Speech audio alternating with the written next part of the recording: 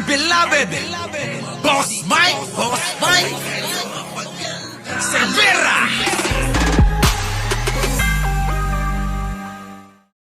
Punta na natin to. Dado! Meron ka ng meron ka ng babangga sa'yo. Oo. Dati ring nasa serbisyo. Dado, nasa serbisyo rin ang babangga sa'yo. Nako! Oh, eto na. Mga kababayan, ready na ba kayo? Oh, pasok! Ayan na mga kababayan, pakinggan ninyo. Ng mga kalaban mo. Keso durugista ka daw. Pinagtanggol kita. Iba ang bumabata ng cocaine, ng shabu, o kahit anong droga. Iba personality. Kaya nawa, inuulit ko, saludo ko sa iyo. Ferdinand Bongbong, anak ng ating dating Pangulong na mayapa na President, Philippine President Bongbong Marcos.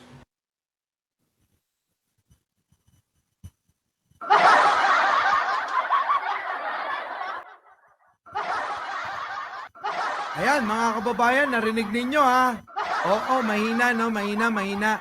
Oo, ang sabi niya mga kababayan, hindi daw siya naniniwala. Ha? Ulitin ko lang yung sinabi niya mga kababayan ha. Hindi daw siya naniniwala na, mga kababayan, hindi siya naniniwala na nagdodroga si Pangulo. Sabi ni Apwang. Samantalang itong mga kanyang dating mga kabaro, sabi? Droga ng droga, ang naratibo, ipisinisiksik sa mga tao. O, kita nyo? Ganyan ho sila. Ito, ulitin ko. Ang gimmick, binabanatan ka ng mga kalaban mo. Ang gimmick, binabanatan ka ng kalaban mo. Ulitin ko na lang para luminaw. Keso durugista ka daw. Kesyo durugista ka raw, Mr. President. Pinagtanggol kita. Pinagtanggol ka ni Apwang. Iba ang bumabata ng cocaine, ng shabu. Iba ang bumabatak ng cocaine at shabu. Sabi nito. Bakit? Kahit anong droga. Iba personality. Ibang personality, ibang itsura ng alin? Nang bumabatak ng droga. Nang nagtitake ng droga. Malayong malayo. Kanino? Dito. Tingnan nyo mga kababayan ng aura. Yung aura pa lang, gwapong-gwapo na. Napagkakamalan na nga kaming mag-ama. Di ba? Yan ang sinasabi ko sa inyo. Titigan nyo na lang ako. Parang nakita nyo na rin si Pangulo. Di ba? Titigan nyo na lang ako. Parang nakita nyo na rin si Pangulo. Di ba? Balik tayo. Yan ba ang mukhang nagdodroga? Wala. Ito. Kaya nawa, inuulit ko, saludo ko sa iyo. Inuulit niya. Saludo siya kay Pangulong Bongbong Marcos. Si Apwang to. Dado? Birahin mo nga si Apwang.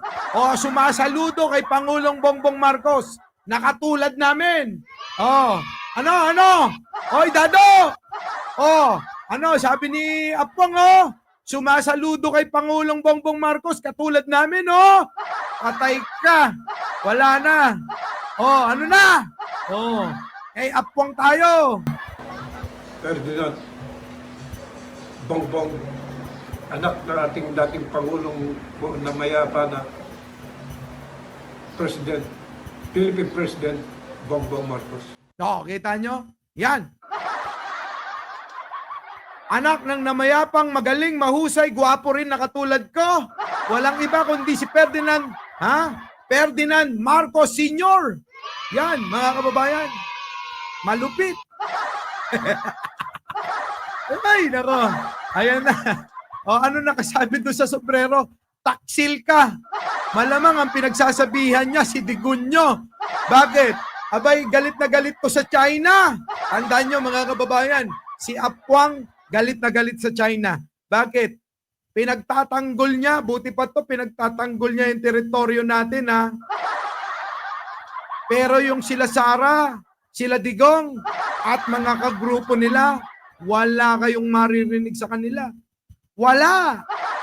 Kahit ungol, mga kababayan, kahit ungol na madalas nyong maririnig tuwing gabi.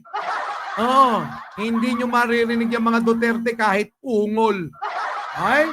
So mga kababayan, ano po ang masasabi nyo sa ating live na to? Sana'y nag-enjoy kayo. Ha? Dahil kami po ay magdi-date ni Jen Angeles ko. Magwi-window shopping kami. Oo, i-window shopping ko siya.